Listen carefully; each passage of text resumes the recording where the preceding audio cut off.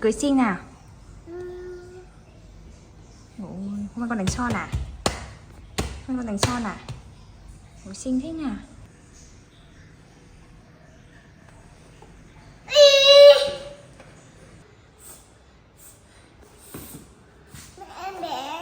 Mẹ nhiều đồ quá. Con ngồi xuống tạm đi vậy.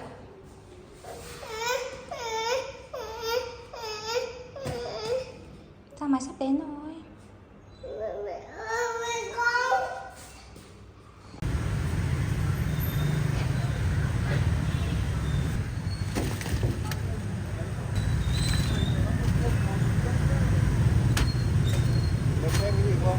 Không ạ.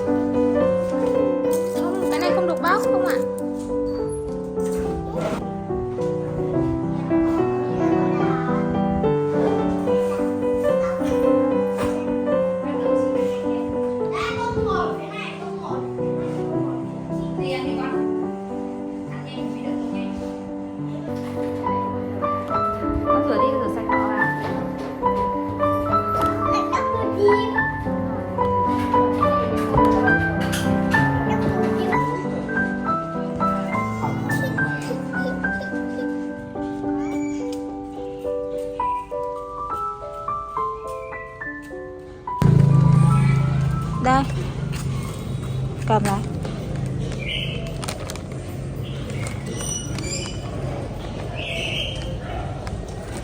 Cô đi mẹ đó. Đi rồi.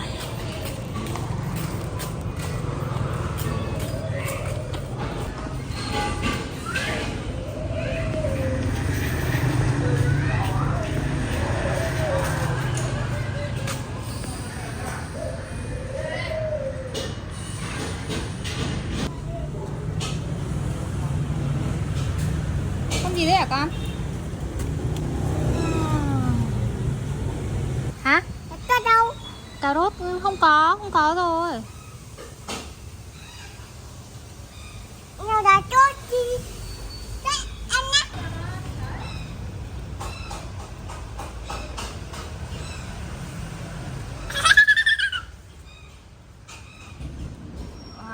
nhau ăn à?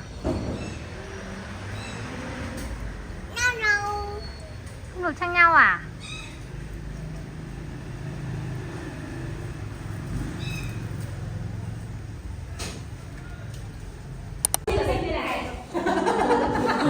Đấy, để vô.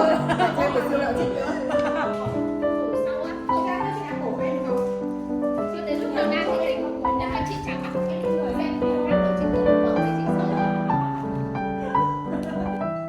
Như đêm nào cũng còn lại ba cái đứa này ngồi với nhau hay sao ấy nhở? Tức là kiểu mình bảo chắc sáng nào phải lúc ngủ ra thấy kiểu ba cái này. Cái khuyên không phải.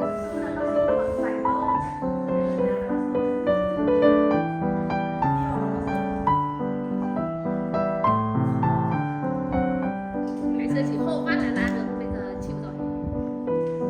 Chị giữa học tiếng Anh ở đâu đấy? Hay là cũng này? Đến là có này.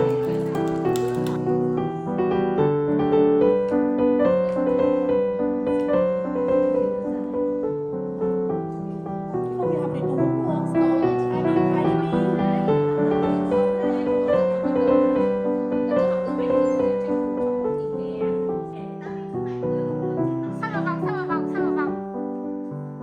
Cái tay bà này dài thế nhở?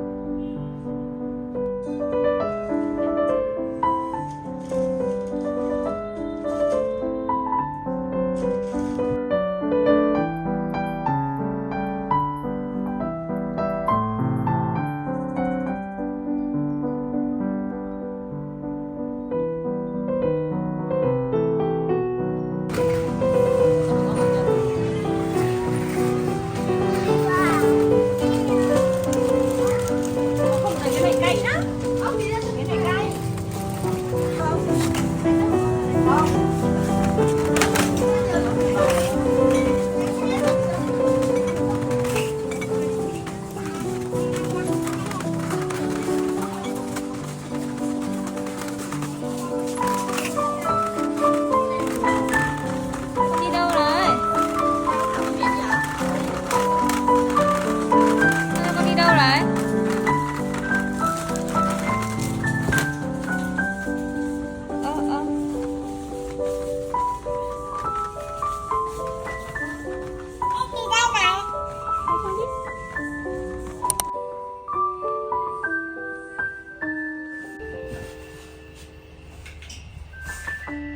Con ngồi xem. Bố bé con soi gương. Con cho con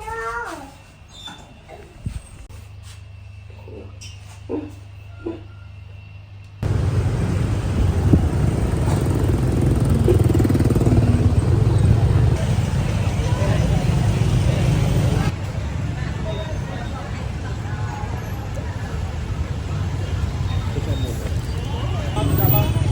Em để quay đây được.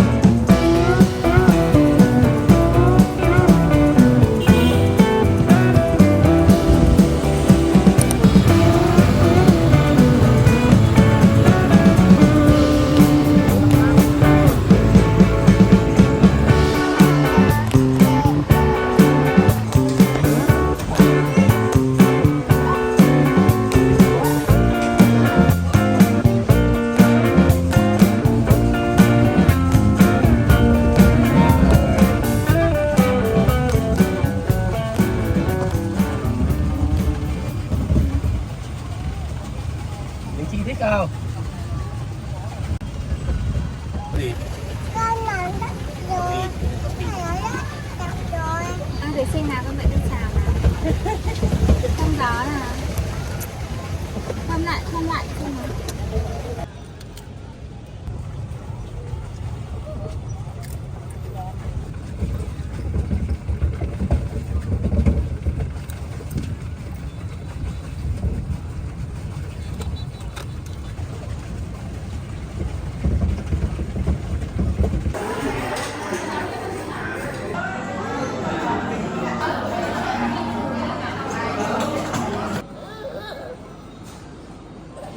Con gì đấy?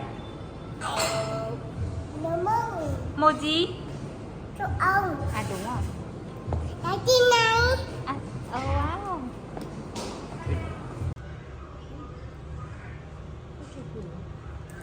Xin ông. Xinh. Chắc phải đợi nắng. Bim, bim, bim. Không thể chụp ra được cái màu. Hôm nay em mang đến mục đích chính là nhờ cái chi chụp hộ. Tại vì mọi người sợ là vẫn lâu thì mình ăn chay rồi, mình ăn chay mình sợ nó lạ thì mình kiểu mình bị ngoài suy nghĩ mình hay bị chó ăn đi và lại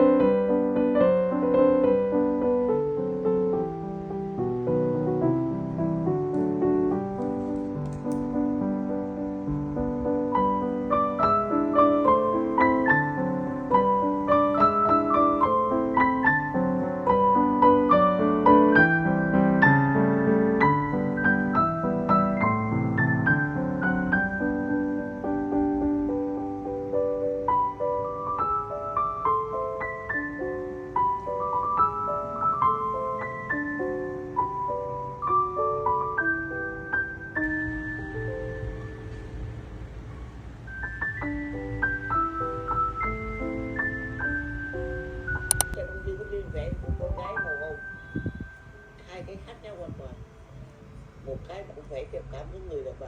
Cái này là cái ký họa của ông là gửi gắm cái nỗi niềm suy nghĩ. Ông muốn vẽ